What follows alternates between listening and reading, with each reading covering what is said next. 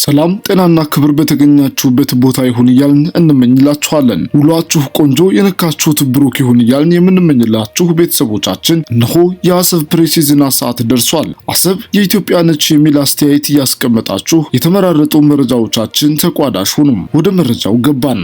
ኢትዮጵያና የኢትዮጵያውያን የነገውን ተስፋ የሆነውን የወደብ ጥያቄ ለማደናቀፍ የታለመው ዕቅድ እየሰራ ለመሆኑ ተገልጿል። ጥሉ ከኢትዮጵያ ሕዝብ ጋር የሆነው የኢሳያስ አፈወርቂ መንግስት በኢትዮጵያ ምድር ሊያካሂድ ያስበው የውክልና ጦርነት መሳካት አለመቻሉን ተከትሎ አጋሮቼ ናቸው ያላቸውን እነ ደብረጽዮንን ወደ አስመራ ለውይይት ጠርቷል ተብሏል። የውጊያ ስልክ የሚነደፍባትና ከለውጥ ጎዳና ተቆርጣ የቀረችው አስመራ አዲስ የተተከሉላትን 3 አምፖሎች አብርታ እነ ደብረጽዮንን ምሽት ላይ ተቀብላለችም ተብሏል። ከትግራይ ክልል ዋና መቀመጫ ተነስተው ወደ አስመራ ያቀኑት እነ ደብረጽዮን ገብረ ሚካኤል ለምን ጦርነቱን አልጀመራቸውም የሚል ወቀሳ እንደሚጠብቃቸውም ተሰምቷል። ለራሱ ዓለም ስማቸውን የረሳውን መሳሪያዎችን ተሸክሞ ኢትዮጵያን እወጋለሁ የሚለው ኢሳያስ አፈወርቂ ከወራት በፊት እነ ደብረጽዮንን የመሳሪያ ድጋፍ አደርግላቸዋለሁ ብሎ ቢያጓጓቸውም ጠብ የሚል ነገር አለመገኘቱን ተከትሎ ጥምዶ የተባለው ቡድን ሊፈርስ አደጋ ላይ ወድቆ ነበርም ተብሏል። መለስ ዜናዊ ኤርትራውያንን የዓይናችሁ ቀለም አላማረኝም ብሎ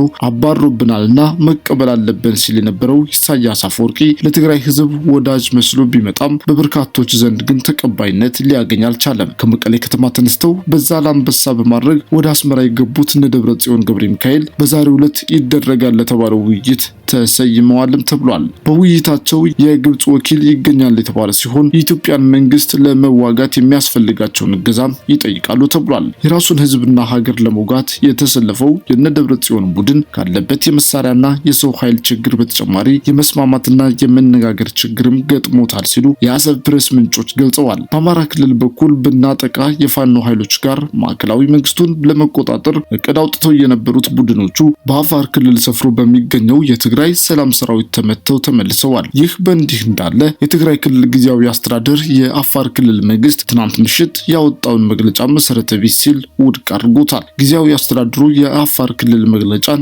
የትግራይና የአፋር ወንድማማች ህዝቦች ታሪካዊና ሰላማዊ ጉርብትና ለመጉዳት ያለመ ክፋት ነው ብሏል። የአፋር ክልል ትናንት ምሽት ባወጣው መግለጫ የህወሓት ቡድን ኃይሎች የአፋር ክልል ወሰንን ዘልቀው በመግባት ጥቃት መክፈታቸውን፣ 6 መንደሮችን በጉልበት መቆጣጠራቸውን፣ ንጹሃንን በሞርታር መደብደባቸውንና የፕሪቶሪያውን ስምምነት ማፍረሳቸውን አሳውቆ ነበር። የትግራይ ጊዜያዊ አስተዳደር የአፋር ክልል መንግስት ሐራም መሬት በሚል ስም የሚንቀሳቀሱ ታጣቂዎች ትግራይን እንዲያውኩ ቦታ በመፍቀድ መተባበሩን ወቅሶ የትግራይ ሰራዊት የአፋር ወሰን አልፎ አልዘለቀም ሲል የቀረበበትን ክስ አስተባብሏል። ጊዜያዊ አስተዳደሩ የፌዴራል መንግስት የፕሪቶሪያ ስምምነት በአግባቡ እንዳይፈጸም እንቅፋት ሆኗል፣ ድርጊቱ ሰላማዊ ሂደት ከመጉዳት አልፎ የህዝብ ስቃይና መከራ እንዲቀጥል የሚያደርግ ሰላማዊ ትግል የሚረብሽ መሆኑ ግልጽ ነው ብሏል። በኃይልና ህይወት በመክፈል የሚለወጥ ሁኔታ የለም ያለው አስተዳደሩ ውይይት ብቸኛው የችግሮች መፍትሄ ነው ሲል ገልጿል። የፕሪቶሪያ ስምምነት በተሟላ መልኩ መተግበር የዘላቂ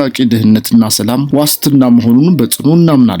ጊዜያዊ አስተዳደሩ ከፌዴራል መንግስት ያለው ግንኙነት እንዲጎለብት ስምምነቱ ሳይውል ሳያድር ይተግበር ብሏል። ትግራይ ህዝብ በዚህና በዚያ ከሚሰራጭ ወሬ ከጦርነትና ከትግራይ ጥፋት እናተርፋለን በሚል እንቅልፍ ያጡት ነውረኞች በሚፈጠሩት አለመረጋጋቶች ሳይረበሽ የቀን ተቀን ውለው ማዕከል በማድረግ ተረጋግቶ እንዲረባረብ ጥሪ እናቀርባለን።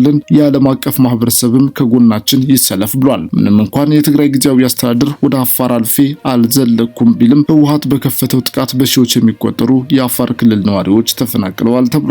ፌዴራል መንግስት እስካሁን ለሚነሱ ጉዳዮች ምንም የሰጠው አስተያየትም ሆነ ግብረ መልስ የለም። የጠቅላይ ሚኒስትሩ የምስራቅ አፍሪካ ጉዳዮች አማካሪ ሚኒስትር አቶ ጌታቸው ረዳ ትላንት በሰጡት ቃል ኋላ ቀር ቡድን ሲሉ የሚጠሩት የህወሓት አመራር ቡድን የፌዴራል መንግስት ላይ ትንኮሳ እንደጀመረ ገልጸዋል። ቡድኑ የፕሪቶሪያ ስምምነትን ለመቅደድ ሁሉም አይነት ትንኮሳ ቢፈጽምም የፌዴራል መንግስት ያጽፋ ምላሽ ከመስጠት እንደተቆጠበ ገልጸዋል። ይህ ኋላ ቀር የህወሓት አመራር የፌዴራል መንግስትን ወደ ግጭት ለማስገባት በአፋር በኩል ትንኮሳዎችን ተፈጸመ፣ ይህንንም ያገዛዙና ጌታው ሻዕቢያ አጀንዳ ለማስፈጸም የተደረገ እንደሆነ ተናግረዋል። በአፋር ክልል በኩል በፌዴራል መንግስት ላይ የተደረገው ትንኮሳ ጀነራል ፍስሐ ማንጁስና ጀነራል ዮሐንስ መዲድ እንደመሩት በስም ጠርተው በመግለጽ ከድርጊታቸው እንዲቆጠቡ አስጠንቅቀዋል። በሌላ መረጃም የኢትዮጵያን ታላቅነት የሚመጥን አየር ኃይል እየተገነባ ነው ሲል ሌተናል ጄኔራል ይልማ መርዳሳ ተናገሩ።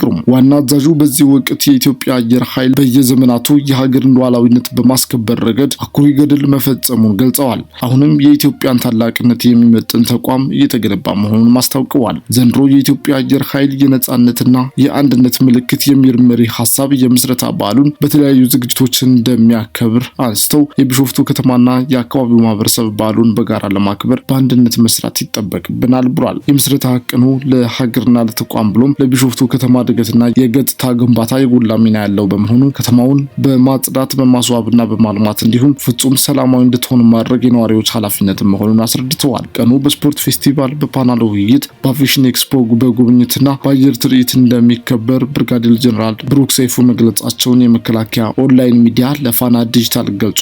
የዘገበው ፋና ነው። በሌላ መረጃም ፑቲን የአሜሪካ የኒውክሌር ሙከራዋን ከቀጠለች ሩሲያ የአጸፋ እርምጃ እንደምትወስድ ተናገሩ። ዩናይትድ ስቴትስ ከ10 ዓመታት ቆይታ በኋላ የራሷን የኒውክሌር ሙከራ እንድትቀጥል ፕሬዚዳንት ዶናልድ ትራምፕ ትዕዛዝ መስጠታቸውን ተከትሎ የሩሲያ አቻቸው ቭላዲሚር ፑቲን ለክሬምሊን ከፍተኛ ባለስልጣናት የኒውክሌር ጦር መሳሪያ ሙከራን እንደገና ለመጀመር የውሳኔ ሀሳቦችን እንዲያዘጋጁ ትዕዛዝ ሰጥተዋል። የሩሲያ መሪ ለጸጥታው ምክር ቤት በኒውክሌር ሙከራ ክልከላ ስምምነት ፈራሚ ሀገራት የኒውክሌር ጦር መሳሪያ ሙከራቸውን ቢያካሂዱ ሩሲያ አጸፋዊ እርምጃን ለመውሰድ ግዴታ አለባትም ማለታቸውን ክሬምሊን ገልጿል። በዚህ ረገድ የውጭ ጉዳይ ሚኒስቴርን፣ የመከላከያ ሚኒስቴርን፣ የልዩ አገልግሎትና ተዛማጅ የሲቪል ኤጀንሲዎችን በዚህ ጉዳይ ላይ ተጨማሪ መረጃዎችን ለመሰብሰብ በጸጥታው ምክር ቤት እንዲተነትንና ለኒውክሌር ጦር መሳሪያ ሙከራዎች ዝግጅት ላይ ያተኮሩ የመጀመሪያ ደረጃዎች ላይ የተቀናጁ ሀሳቦችን እንዲያቀርቡ የተቻለውን ሁሉ እንዲያደርጉ አዝጃለሁ ሲሉ ፑቲን ተናግረዋል። እንደ አውሮፓውያን አቆጣጠር በ1991 ከሶቪየት ህብረት ውድቀት በኋላ ሞስኮ የኒውክሌር ጦር መሳሪያ ሙከራዎችን አላደረገችም። ነገር ግን ከዓለም ትልቁ የኒውክሌር ጦር መሳሪያ ባላቸው በሁሉም ሀገራት መካከል ያለውን ውዝግብ ከቅርብ ሳምንታት ወዲህ እየጨመረ መጥቷል። ትራምፕ በፑቲን ላይ ያለውን ብስጭት ያመጣው ሩሲያ በዩክሬን ውስጥ የጀመረችውን ጦርነት የማቆም አዝማሚያ አለማሳየቷን ተከትሎ ነው። ዩናይትድ ስቴትስ መሪ በጥቅምት ወር በሃንጋሪ ከፑቲን ጋር ሊያደርጉት የነበረው ስብሰባም ሰርዘዋል። ከአንድ ቀን በኋላ በሁለት ዋና የሩሲያ የነዳጅ ኩባንያዎች ላይ ማዕቀብ ጥሏል። ትራምፕ በጥር ወር ወደ ዋይት ሃውስ ከተመለሱ በኋላ ይህ የመጀመሪያው እርምጃቸው ነው። ትራምፕ በመቀጠል የመከላከያ ዲፓርትመንት የኒውክሌር ጦር መሳሪያ ሙከራን ከሌሎች ኒውክሌር የታጠቁ ሀገራት ጋር በእኩልነት እንዲቀጥል ትዕዛዝ መስጠታቸው ይታወሳል። በሌላ መረጃም አሜሪካ የቬንዙዌላው ፕሬዝዳንት እንዲገደል እቅድ እየነደፈች መሆኑ ተጠቆመ። የአሜሪካ ፕሬዝዳንት ዶናልድ ትራምፕ አስተዳደር የቬንዙዌላውን ፕሬዝዳንት ኒኮላስ ማዱሮ ከስልጣን ለማውረድ ወይም ለመግደል እቅዶችን ነድፏል ተባለ።